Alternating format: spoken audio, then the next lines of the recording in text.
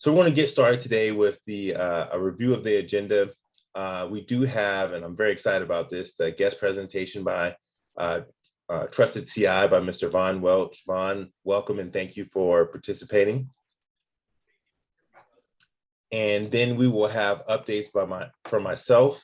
We'll talk about the ransomware workshop that we're going to start with, our first ransomware workshop that will be in on North Carolina A&T's campus on the 22nd and 23rd. So there'll be more information on that. Are there any questions before I turn it over to Vaughn? Actually, I have a quick question. Sure. Which is, I was teaching in an executive ed seminar with a group of physicians 2 weeks ago, one of whom, a Black woman, said that her mom was a retired president of an HBCU, and I happened to use the MSCC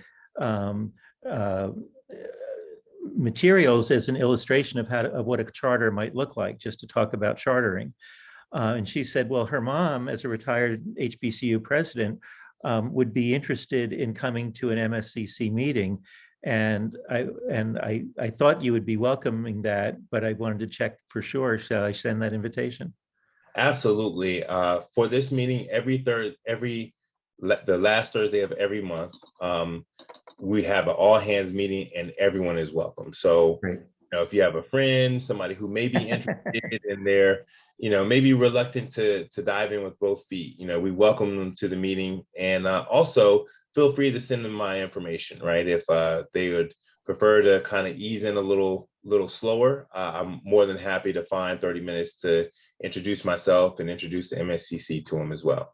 Excellent. I suspect there's a pool of retired presidents that may be drawn into this as meaningful work, in retirement. So that we'll see if that's the beginning of a whole class of folks. Absolutely. I would love that. I would love that. Yeah. Super. Well, Vaughn, I'm going to turn it over to you. Thank you for coming here today, and look forward to hearing about Trusted CI.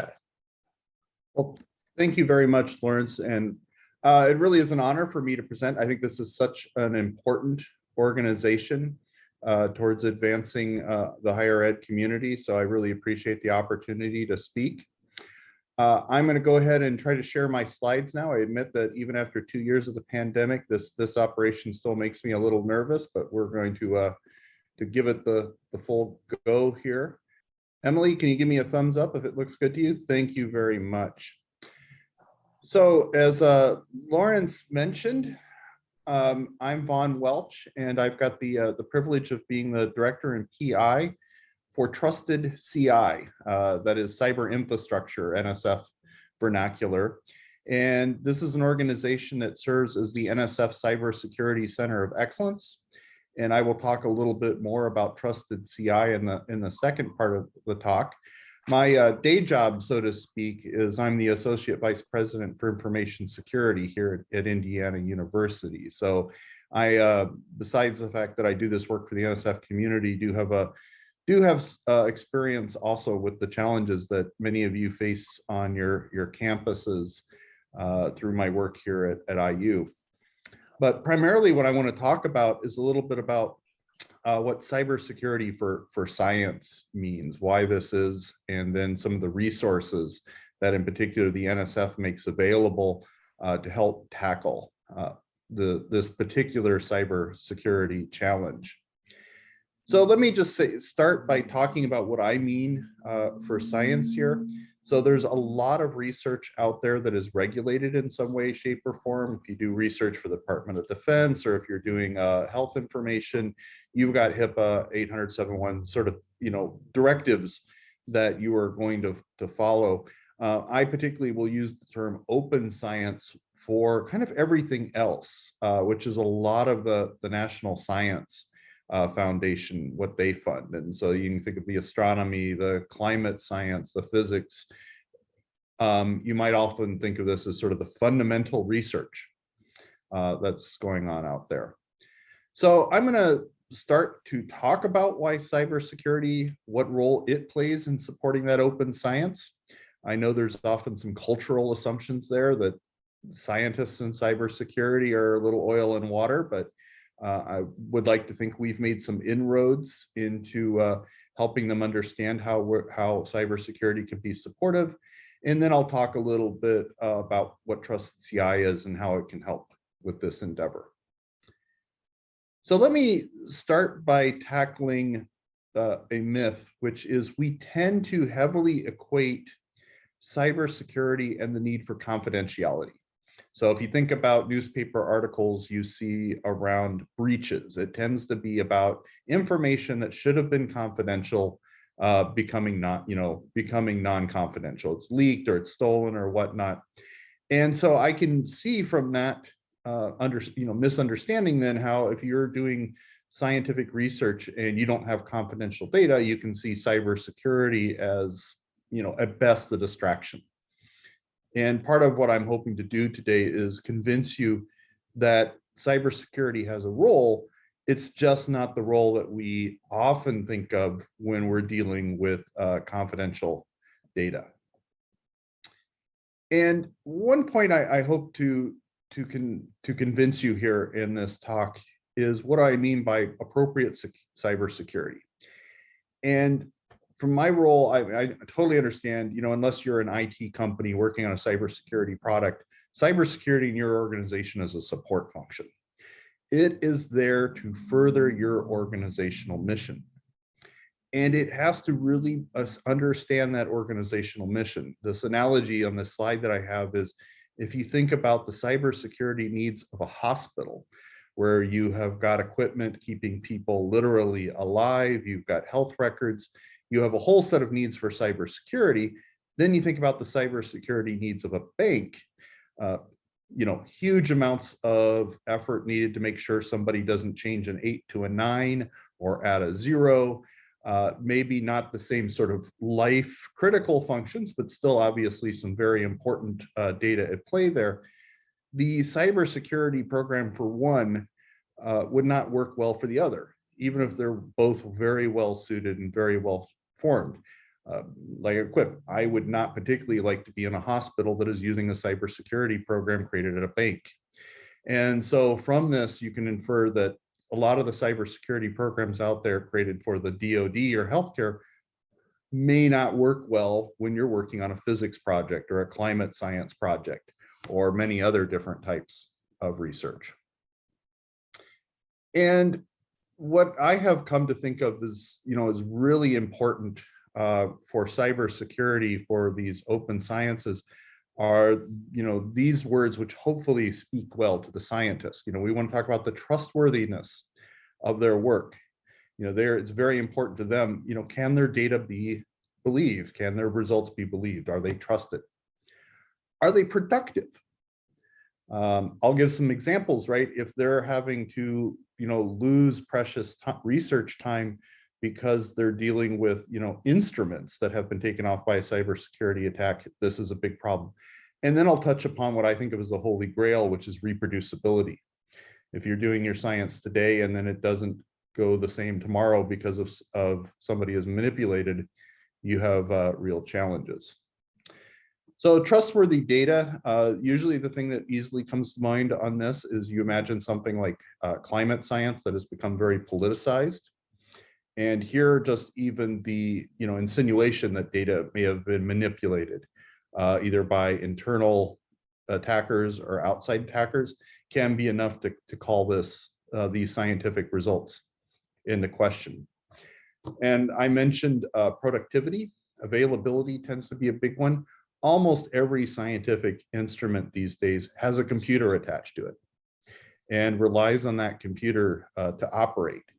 And so having those computers, be available now becomes a key part of the scientific workflow. And then one point I like to make on this is around the topic of ransomware. And I know this group is already talking about this, and as Lawrence has mentioned to me, the key point I really like to bring up, there's a lot of, as we tend to do in our, media and in the information security profession, a lot of buzzwords, a lot of fancy terms around this. The key difference to ransomware that I like people to understand is in the old days, cyber criminal, you had to have something of value to cyber criminals for them to steal it. Social security numbers, credit card numbers, something they could turn around and sell that was fungible. What changed with ransomware is, as is implied by that name ransom, is literally they're talking about encrypting your data, encrypting your systems, and then extorting from you money to get access to it. So you notice the key change there is they no longer sort of care what your data is. And the terribly unfortunate reality of that is it has made victims of a much larger parts of our society. I hate to say it, schools, hospitals, etc. And so this is really the fundamental change with ransomware compared to other things, all sort of the technology flashiness aside. Then I've touched about productivity. The other thing that cybersecurity tends to be involved in is scientific collaborations are just that. They tend to span the borders of our universities and even our nations. As I like to quip, scientific projects do not care about your HR database, right? Those researchers are coming together with whoever they need to come together and sharing things. And so they work at life cycles and speeds that tend to be much faster than what we have inside of our institutions. And so this is another place where cybersecurity needs to adapt, either for the more obvious identity management, but even such things as, in the private sector, you can sort of assume everybody accessing your systems is in your corporation and you can have a firewall that's locked down. You try to do that on a university and you're quickly going to have phone calls from the faculty and deans coming to your desk as a chief information security officer.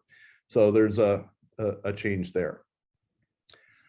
I've touched on reproducibility. This is really still an area of research in how cybersecurity and reproducibility interoperate. I've had some great conversations. Some of you may know Victoria Stodden on this topic, and it's really a fascinating one. So I just want to sort of mention this because, any sort of cybersecurity incident on a computer, well, how can we trust the science completely what's going on there? I don't mean to overstate that, but there will always bring some question of doubt into that. So hopefully that's given you just an idea of why NSF is concerned about cybersecurity and why I have chosen to spend a good chunk of my career in this space. And now hopefully I haven't made anyone too anxious about this. I agree it's a matter of concern, but now let me turn to hopefully the other side of the coin here, and that there is a growing set of resources out there provided by NSF and others. I'm going to talk particularly about Trusted CI, but I wanted to give you this slide. CI Logon is identity management run by my colleague Jim Basney out of Illinois. Research SOC is another project I have the pleasure of leading here at IU with, as the name implies, Security Operations Center and Services. The regulated research community practice is a relatively new one run by Carolyn Ellis and Eric Dumans.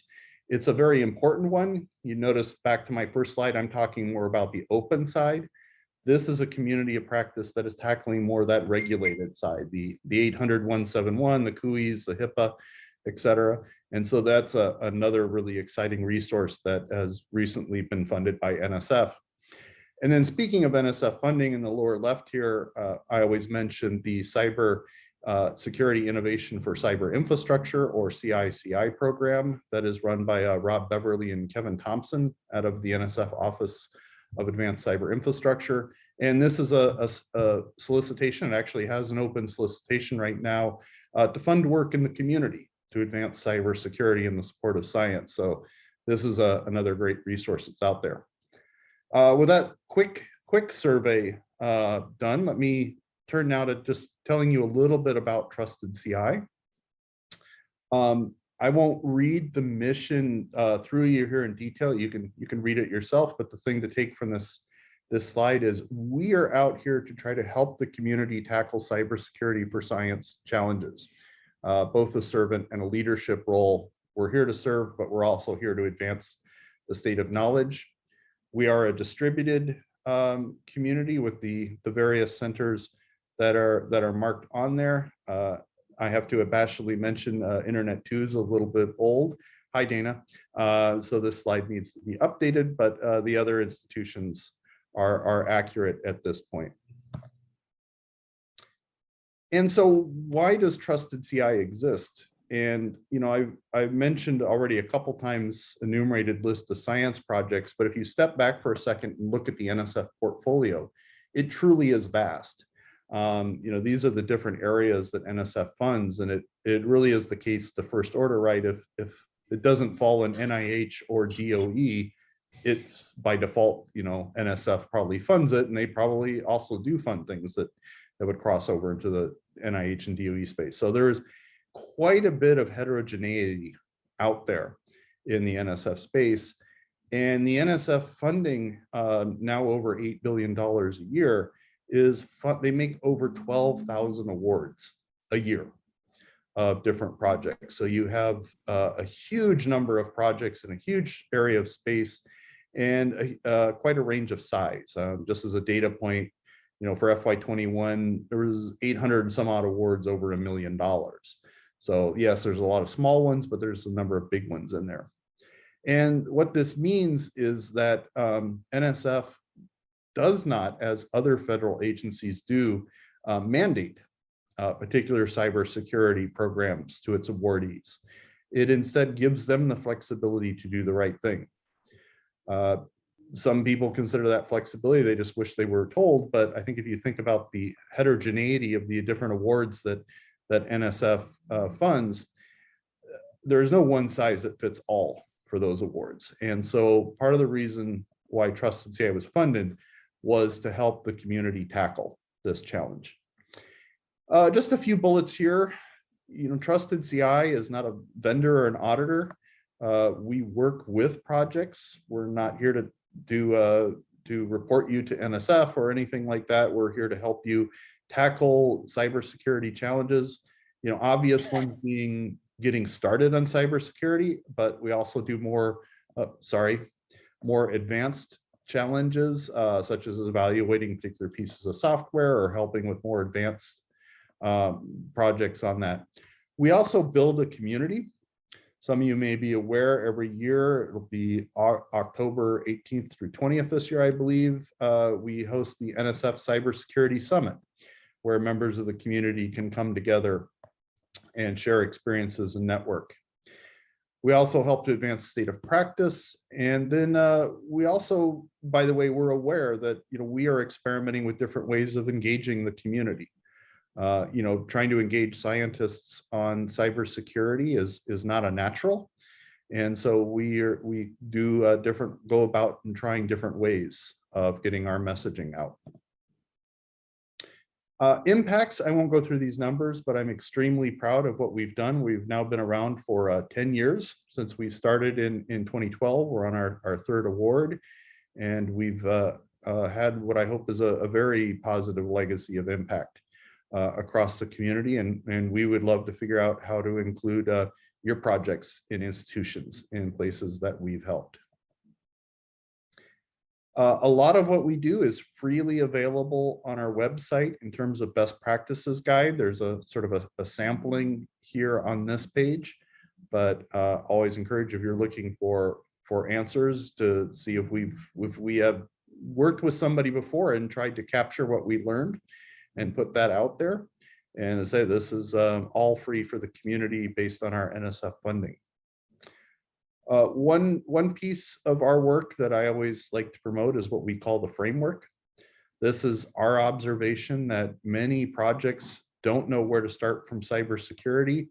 And if you start working from the controls, so in other words, you pick up something like NIST 800-171 or even the CIS Top 20, you're oftentimes sort of trying to start at step 3.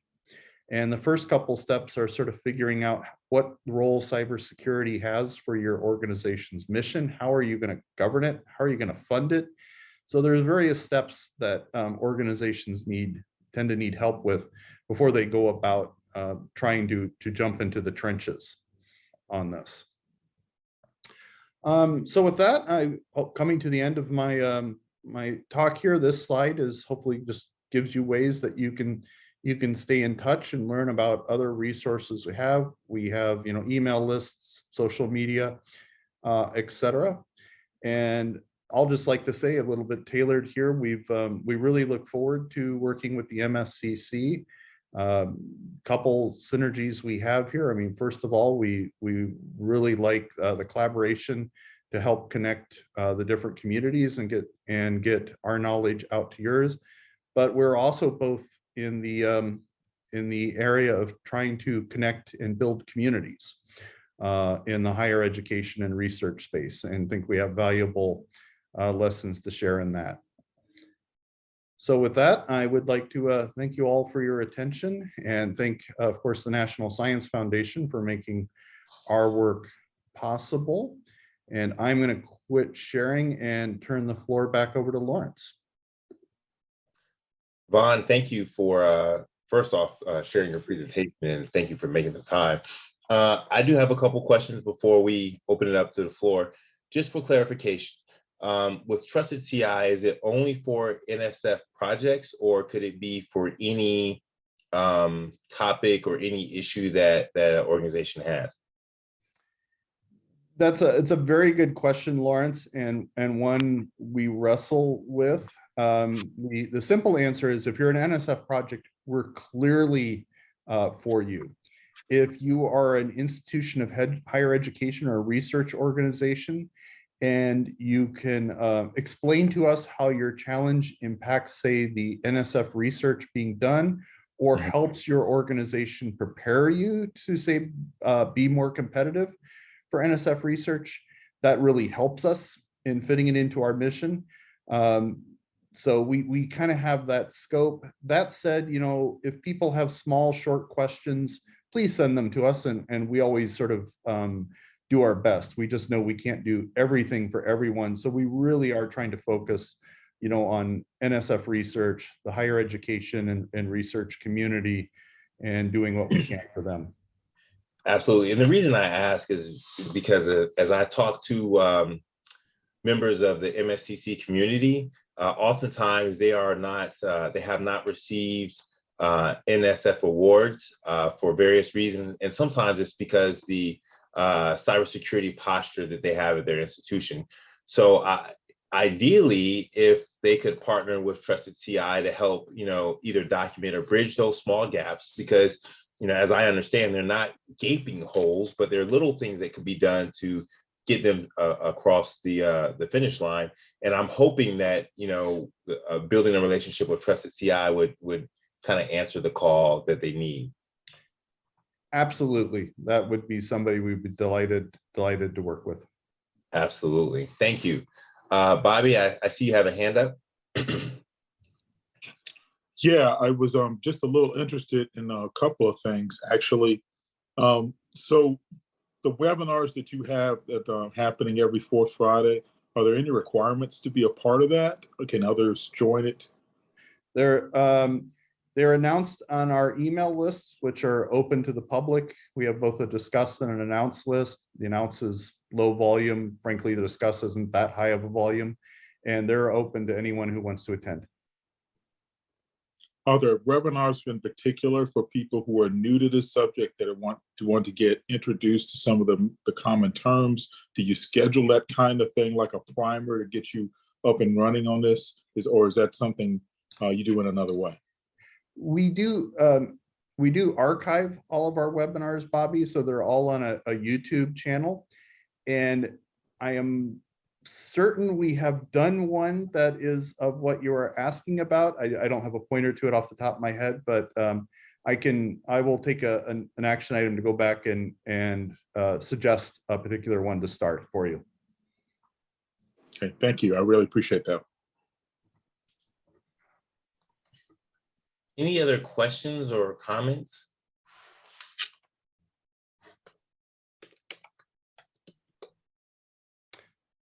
Thank you again, Lawrence, for the invitation, and appreciate the opportunity. And Dana, Emily, thank you. I see you sharing various resources in the chat.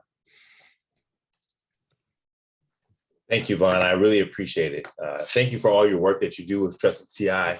I do want to stress that I personally believe that Trusted CI is a valuable resource to all institutions of higher learning, and I think it could be very valuable to members of the MSCC, especially if you have not received an NSF award. Again, I know that every campus is unique. I know that there are some security concerns on various campuses, and this is a resource that can be used to help cross the finish line to a potential NSF award.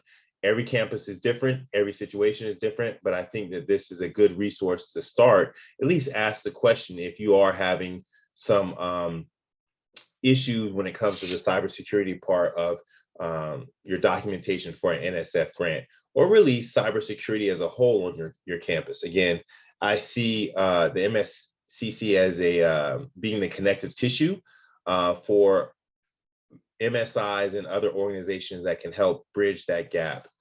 Joel, you had a question?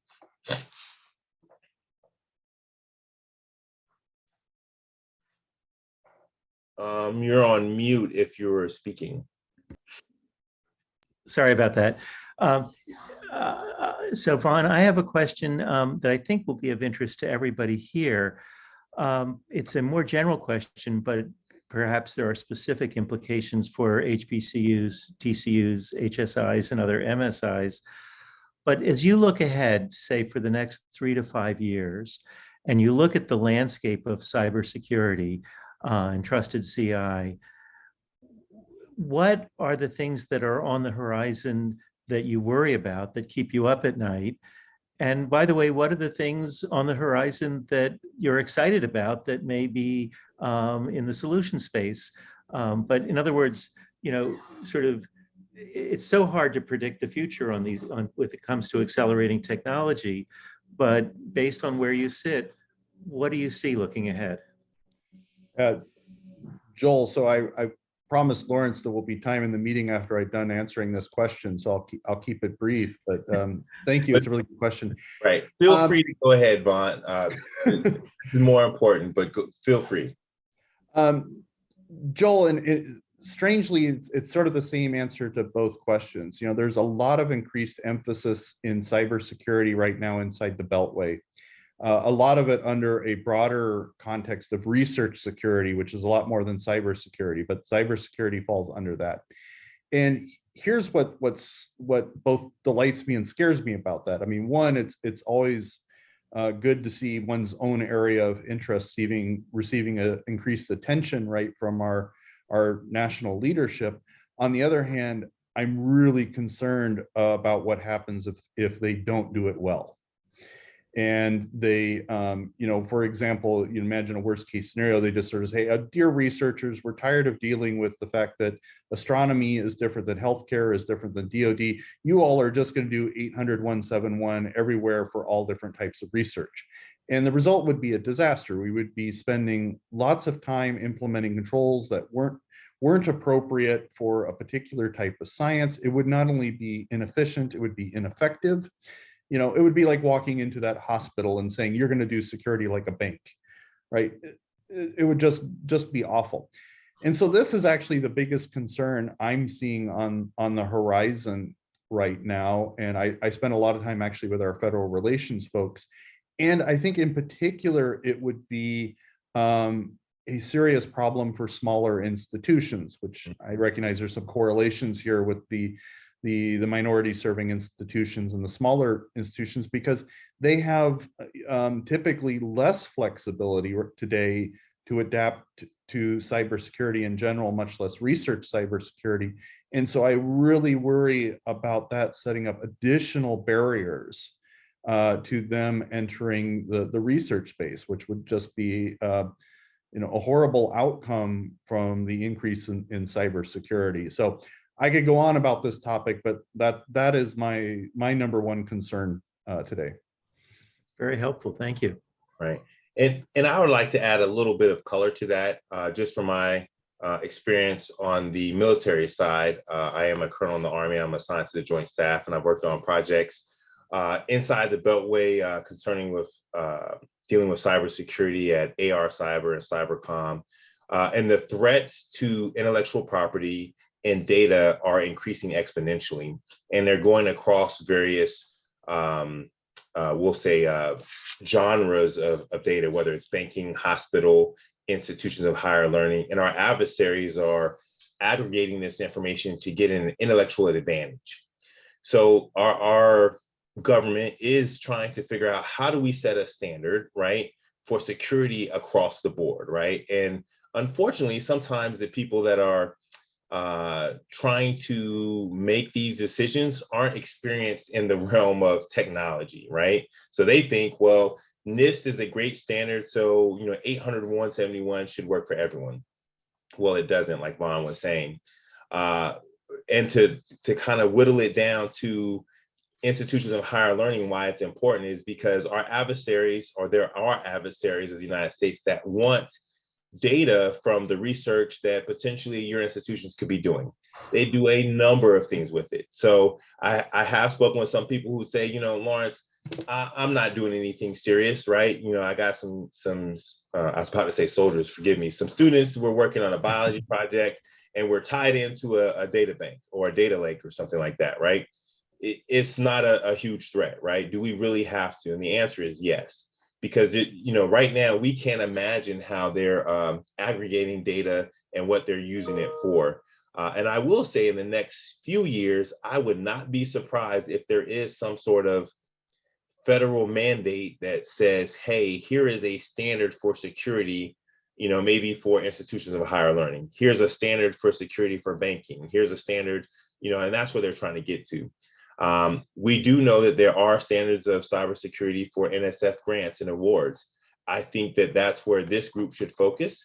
I think that I have been told that some of the standards are a little unfair for smaller institutions. And my job or my goal is to be able to provide resources to help us, surpass those standards. I also want to stress that there is the potential to work with other institutions to help use their experiences from various grants or awards to implement those lessons learned into your institution. And that's something that we're trying to bring with the MSCC. Are there any other questions or comments?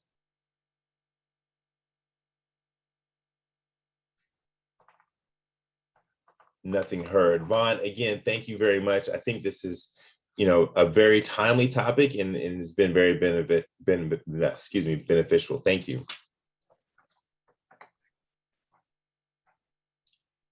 All right, so wanted to go over one more thing as I provide the updates, and this is probably one of the more exciting things that I have to announce as the director of the MSCC.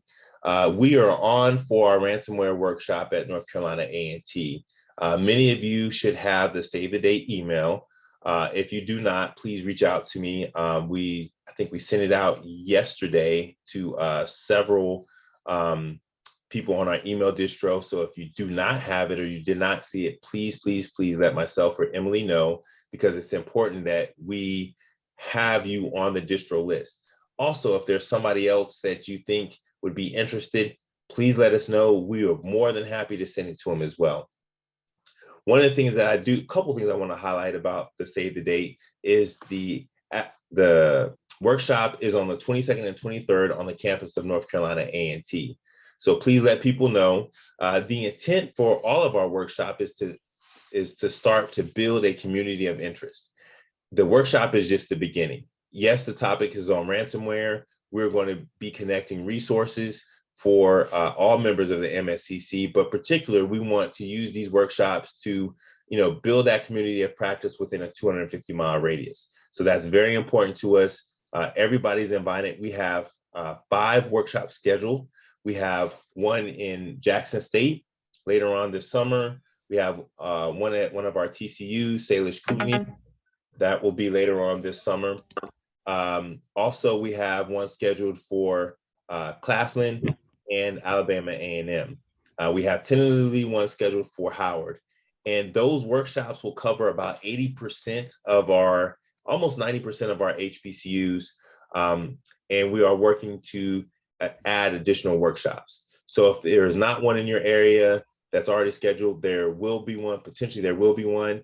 And if this first one is not in your radius, don't worry, we have others coming. And again, the intent is to build a community of interest so we can work together and especially benefit from the lessons learned of all of our peers in the local area. Emily, did I miss anything on that? Great, thank you. Are there any questions or comments on the workshop that's coming up at North Carolina A&T? Great. So one thing I do want to, I think I've covered just about everything. One thing I do want to, share with the group or ask the group is, how do you think we can use the resources to help better the MSCC? Trusted CI is an amazing resource.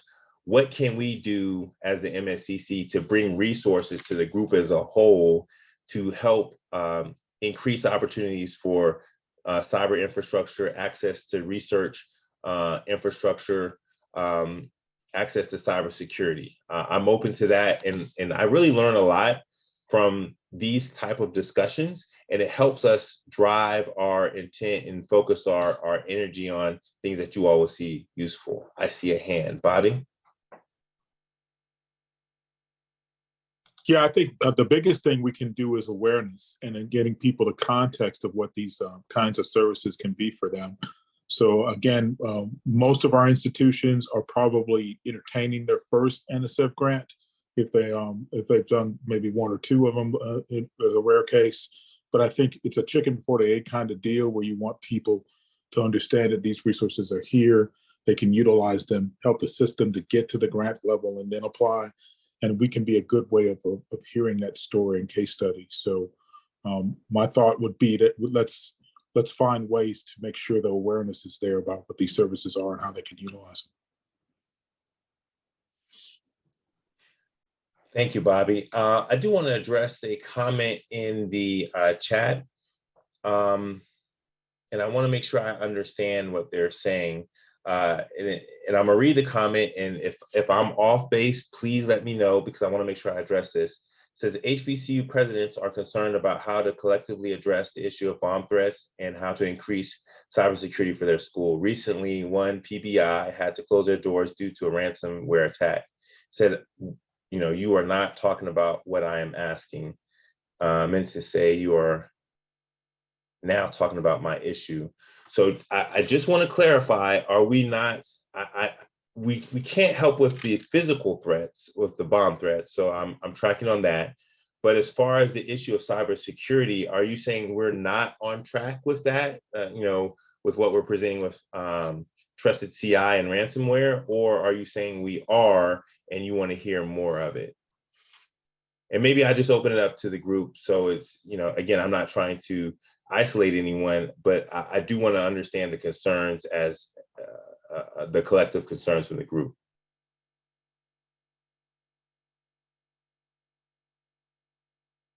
I think that it's you were now speaking to it. Okay. The last phrase, I think that the T was just a typo.